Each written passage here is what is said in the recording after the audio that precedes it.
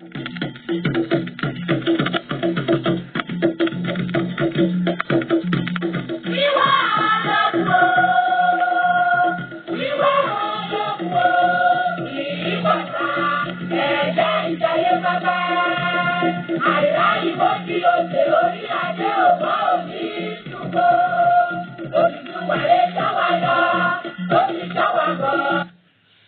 káàárọ̀ ẹ káàsán ẹ kú ìyálẹ̀ta mo kí gbogbo ọmọ Yorùbá káàkiri gbogbo àgbáńlá ayé o àtẹni tí kì í sọmọ Yorùbá tọ́lọ́run fún láǹfààní tó gbọ́ èdè Yorùbá. Báwo ni nǹkan ẹ jẹ́ ká yára wa ní ìṣẹ́jú méjì péré. Orúkọ mi ní Lukman ọmọ Ayédáre bàbá ọgbọ́n ọmọ ọ̀dọ̀ àgbà. Ẹ wá nǹkan fìdílé tàbí kẹ́ fìdílé nǹkan ẹ fẹnu mẹ́nu kẹ́ fìtì mẹ́tẹ kẹ́ wá sẹ́nu kẹ́mú. Ẹ yá mi létí ìtọ̀tún kẹ́ fi tòsì sílẹ̀. Ọlọ́run má fa àìsàn sí wa o. Àìsàn kì í ṣe ọ̀rẹ́ ara. Àìsàn a máa gbé ni dèni kì í jẹ́ kí ọjọ́ orí ẹni kó tọ́jọ́. Tó ẹ wo àwọn àwòrán méjì tí mo mú wá fún yín yìí. Tẹ́ bá wá pọ̀ tún yín ẹ rí i pé fúláwà kan ni fúláwà ewé ìsápá tí wọ́n fi ń ṣe sóbò òun ni.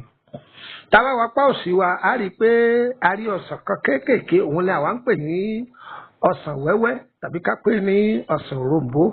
Tó báwo la ti ṣe pàtàkì ọsàn wẹ́wẹ́? Àǹfààní tí ń bẹ lára ọsàn wẹ́wẹ́ kì í ṣe kékeré o, kì í ṣe kékeré rárá. Ṣé rí tẹ́ bá mú ewé ìsápá yìí ẹ kó sínú ẹ kó sódó, ẹ wá lọ wá egbò amùjẹ ẹmú náà ẹ kó sódó, èpo ahùn ni mo pè ó ahùn ẹ kó sódó, ẹ gún gbogbo ẹ̀ pọ̀ pẹ̀lú ata ìjọsìn. Ata ìjọsìn yóò ṣe déédéé bíi ká sọ pé ẹ̀kún agolo mílíìkì odidi kan àtààbọ̀ ẹ̀dá sí kẹ́gùn papọ̀. Tẹ́ bá ti wá gùn papọ̀ tó kúnná lọ́múlọ́mú ẹ kó sẹ́gbẹ̀ẹ́ kan. Ṣé rí omi ọsàn wẹ́wẹ́ tẹ́ ti fún tó wà nílẹ̀ ẹ̀dá sínú ẹ̀ ẹ fílẹ̀ ń bẹ̀ ẹjọ́ tó bí ijọ́ kejì síjọ́ kẹta kẹ́mìí pọ̀ dáadáa.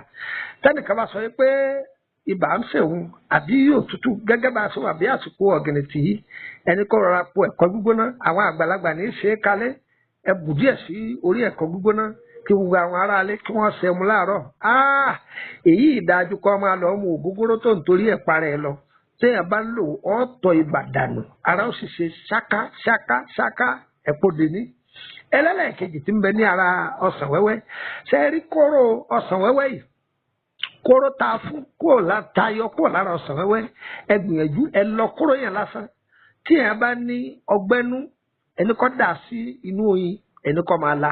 Tí èèyàn bá ní ojú ogun àdá àjínà kóró ta ti lọ yìí tó kúnná lọ́múlọ́mú yìí ẹni kọ́ máa fi sójú rẹ̀ fúnra ẹsẹ̀ yẹn yóò gbẹ dànù ni. Àǹfààní ọsàn wẹ́wẹ́ àǹfààní tí ń bẹ lára rẹ̀ kéré o àìsẹ̀ mẹ́yẹ bọ̀ ni èyí jẹ́ part 1. Orúkọ mi lẹ́ẹ̀kan sí Lukman ọmọ Ayédáre bàbá ọgbọ́n ọmọ ọ̀dọ̀ àgbà. Nọ́mbà wọlé lè fi bá mi sọ̀rọ̀ tàbí tẹ́ lè fi kàn sí wa lórí WhatsApp group tó +234 80 3298 3298 +234 80 3298 3298.